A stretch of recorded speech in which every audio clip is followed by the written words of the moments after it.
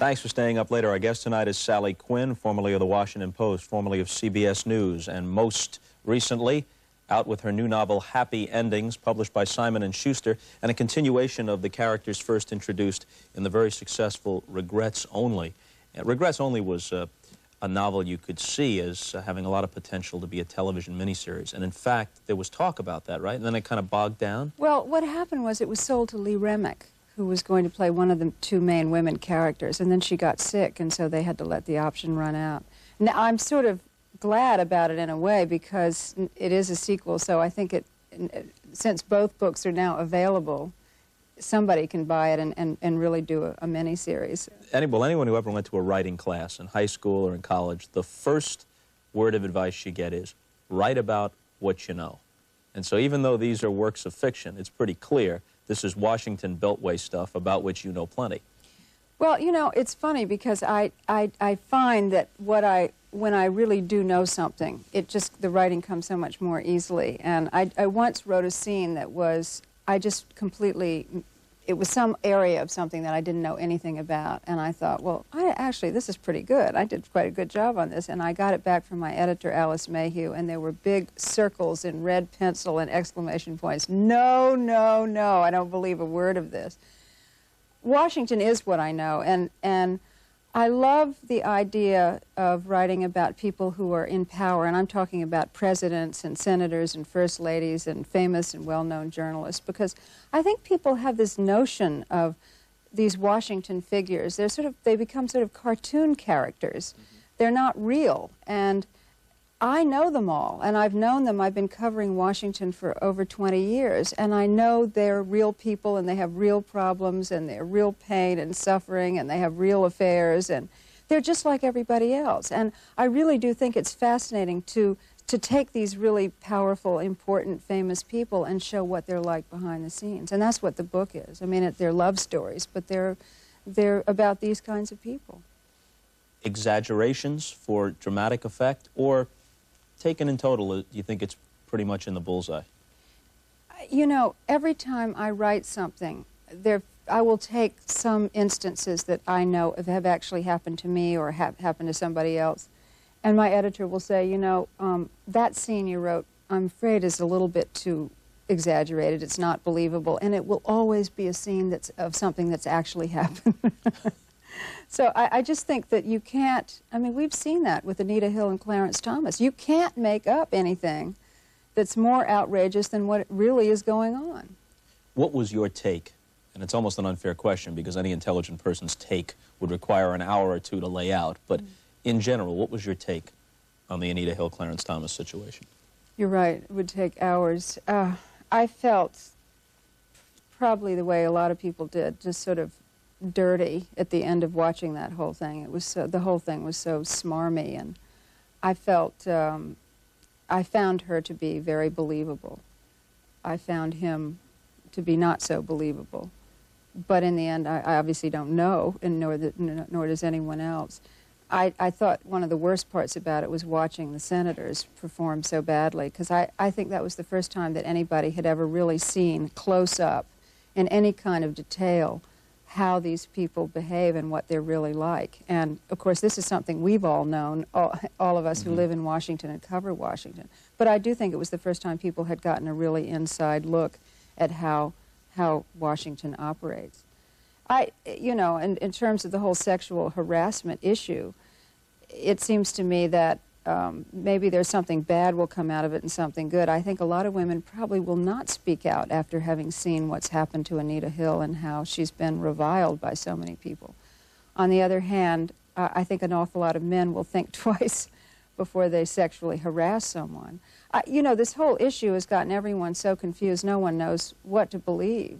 You've got a senator's wife who's writing a piece for the Washington Post saying that she was sexually harassed and called up the senators to tell them what it felt like, and her idea of harassment was that someone called her too many times on the telephone, or someone put his hand on her knee under the table. And then you've got other people sort of saying, well, I don't know what they're talking about, you know, let's not take the sexual excitement out of the office. And it's really sort of allowed a lot of women to come forward with their own stories about sexual harassment. And unfortunately, I think sometimes they will misaccuse, is that a word? Falsely accused would be better, right? They'll sometimes falsely accuse people or sort of exaggerate their own stories just to get attention. So it hasn't brought out the best in anybody, I don't think. It's been a sort of, I think it's been a pretty sorry affair all the way around. In the past, you've caught your share of heat from feminists because you expressed what you thought were fairly self-evident things, but it riled some feminists. I think one quote was, "If a senator put his hand on my fanny, I might not like it, but I wouldn't ask him to take it off until I found out how he was going to vote on impeachment." This was during Watergate. I did say that, and I think it was the biggest mistake I ever made because I got absolutely lambasted. I was also a lot younger then. I don't think I would ever be dumb enough to say something like that in public, even if I believed it. And what I was talking about in that, it was during the Nixon, the hearings on Capitol Hill. Nixon, they were trying, you know, Mayor was, at that point, could have possibly been impeached. And I was covering these events in Washington. And I was really trying to be serious. I wasn't trying to be inflammatory, although I say that now, but obviously I probably subconsciously wanted to rile people up. But what I was trying to do was to say, these are the kinds of problems that women journalists face that men don't face. For instance, we can't go out and ask a senator to have dinner with us. I couldn't, as a young woman journalist, ask Teddy Kennedy to have dinner and not have him think that I had something ulterior, or some ulterior motive or another agenda. Whereas my male colleagues could say, "Senator, let's go have dinner," and they might get a really good story. So what I was trying to say is that, you know, an advantage that a woman reporter might have is that a man who is a source might think she's attractive, whereas a male journalist might have, they might be able to play football together, touch football, or they might have gone to the same school or belong to the same club or, you know, watch some sports or whatever. The advantage a woman has is that she's attractive. And what I meant was that if somebody came up and did that, it's the kind of situation that a lot of women face all the time, which is, what comes first? Your story, your job, or your sense of, I don't know, dignity? And are you going to say to the guy, when you know he's going to give you the biggest scoop of a lifetime, move your hand and not get the story? Are you just going to wait for a minute, get the story, and then knock his hand out of the way? And that's the kind of decisions that women were forced to make, and still are. I mean, it was a real sexual harassment issue I was trying to bring up. I just did it the wrong way. I phrased it the wrong way. But I would, and a lot of women reacted, and, you know, there's also a lot of hypocrisy in that kind of reaction, too. Those women knew exactly what I was talking about. They'd all faced the same issues. And some of them had made the decision to keep the hand there until they got their stories. But it was too humiliating to admit to your colleagues that you would do that. And a lot of people just can't be honest about it. I write a lot about women in women in the newsroom, and how the conflicts between women having families and trying to be professional women. And I also wanted to do in this book, there's so many books that women write about women, and they're always angry at men, and men always end up being the villains. And one of the things that I've discovered as I've gotten older is that men aren't the villains. I don't know whether you'd agree with that or not. I'm inclined to agree, yeah. But I have some self-doubt, but I don't lean toward masochism. Sorry. You just got a sort of Snoopy look on your face. You mean I look like a dog? Well, what I just found is that I've begun to look at men as sort of fellow travelers, and that we all are going through this together, and we're all hanging on by our fingernails, and that I think one of the reasons that men and women have such a difficulty communicating with each other is because they don't listen to each other. It's not that the words, it's nothing magic about the words. It's just they don't listen to what each other. And I mean, when I have a lot of men friends, and I spend a lot of time talking to them and listening to them.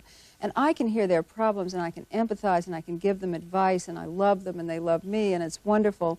And then I can go home, and my husband will say one thing, and I'll say, what do you, you know, and I don't listen to what he's saying the same way I listen to other people, and it suddenly hit me that that wasn't really fair to him, that I would sort of make him out to be the bad guy when I hadn't actually listened to how he was feeling.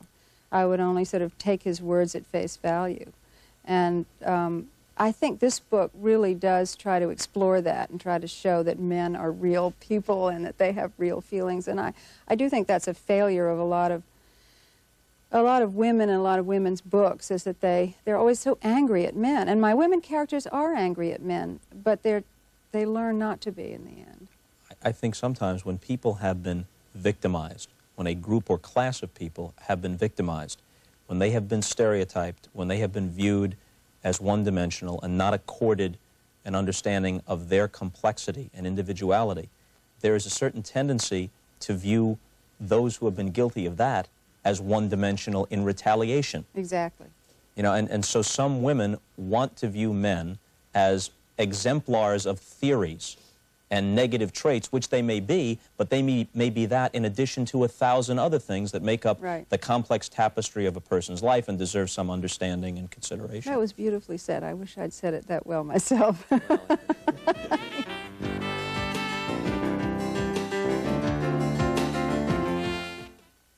There are some amazing things in both Regrets Only and in your latest one where things that might have seemed very, very far-fetched have modern-day parallels.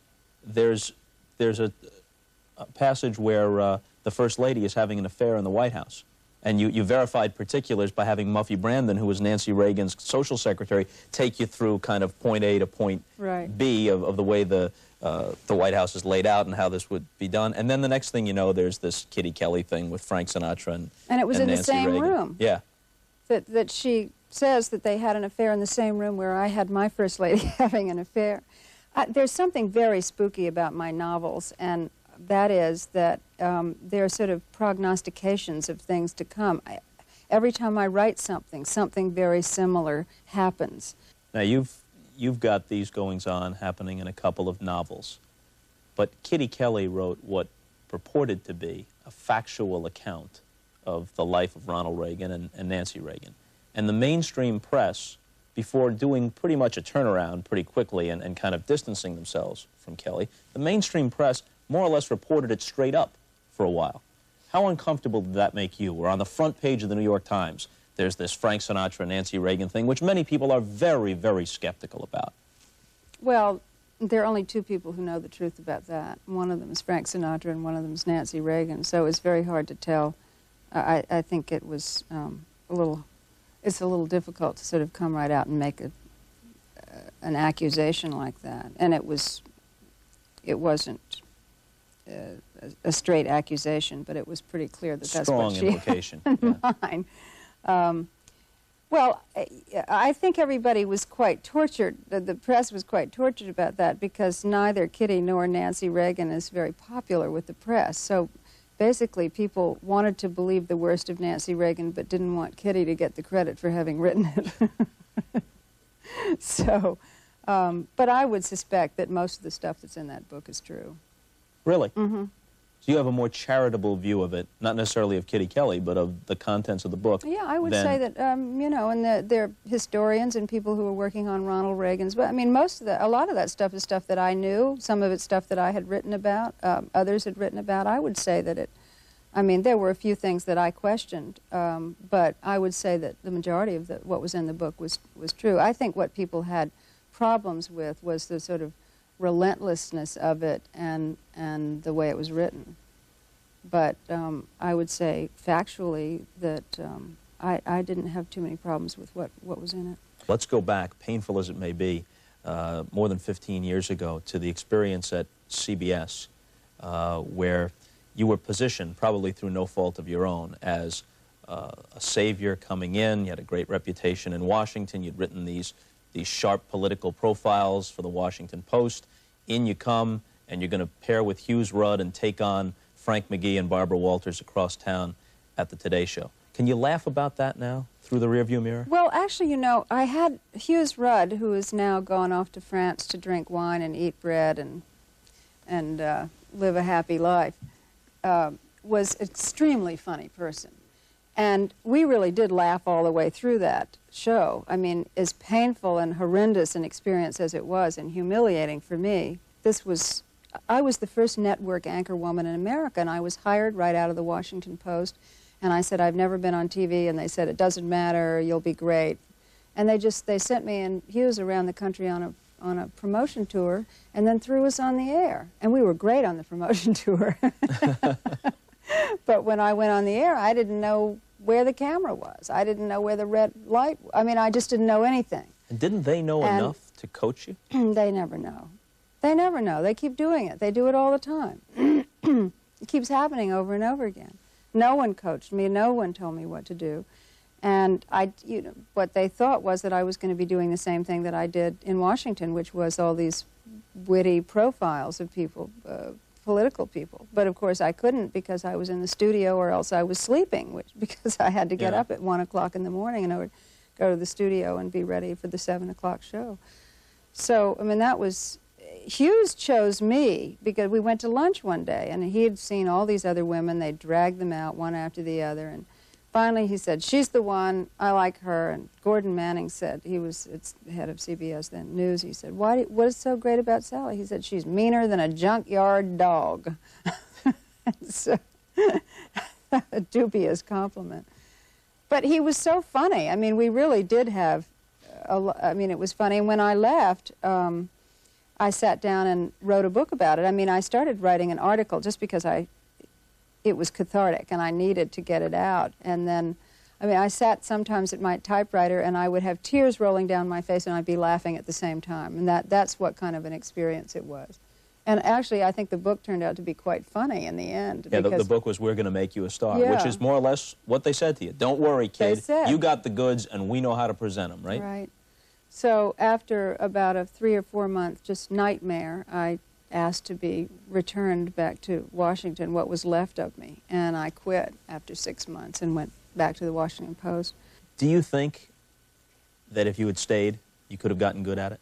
I hate to sound immodest, but most people don't realize this because they clicked off and went back to watch the Today Show. And I quietly got good at it. I mean, by the time I left, I was pretty good. I mean, after you learn where the camera is and where the red light is and how to look at a teleprompter, there's really not that much more to do. And I was used to doing interviews, so I was pretty good at it after a while. I just didn't like it. I'm a writer, and that's what gives me pleasure, and that's what gives me a sense of fulfillment. Was your husband, Ben Bradlee, by the Janet Cook situation? And just to quickly sum up, Janet Cook writes this story, very moving, about an 8-year-old heroin addict, and it included some universal truths, but the particulars were invented. She made the thing up, and the Pulitzer had to be forfeited. Well, I think he was stunned by it at the time because she was a good reporter, and this was an amazing story, and it won the Pulitzer. And the mayor of Washington, Marion Barry, stood up in a press conference and said, "We know who this child is, and we are treating this child. This child is being treated by social workers." And so that would give everyone reason to believe that the child existed.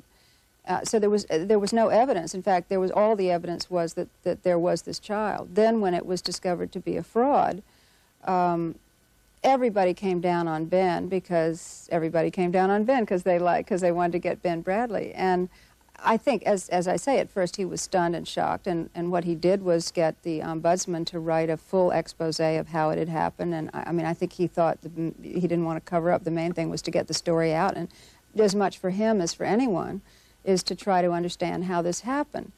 I think that as the months went on, and instances like this happened at every single major newspaper in the country, one right after the other, bing, bing, bings, and papers where the editors had criticized Ben had been right in there, gunning for his neck. I think that it got put in perspective. As Ben says, this can happen to anybody because you have to trust your reporter.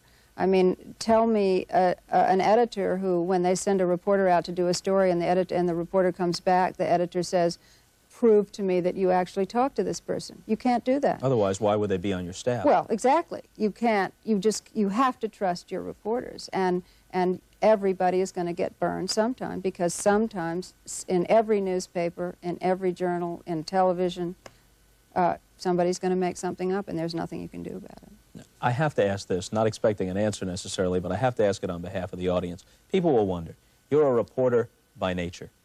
You live with a man who was at the helm of the coverage that blew the cover off Watergate. And do I know who Deep Throat is? Not do you know, because if you knew and you told me, you'd be nuts. Right. I'd be the beneficiary, but you'd be nuts. But how do you restrain yourself from asking? I've never asked. From trying coyly to find out? Well, because I know Ben would never tell me. I mean, he would never tell me, and so I don't like to be rejected. This is Sally Quinn's latest, published by Simon & Schuster, Happy Endings, and happy or not, this is the ending for us. See you later.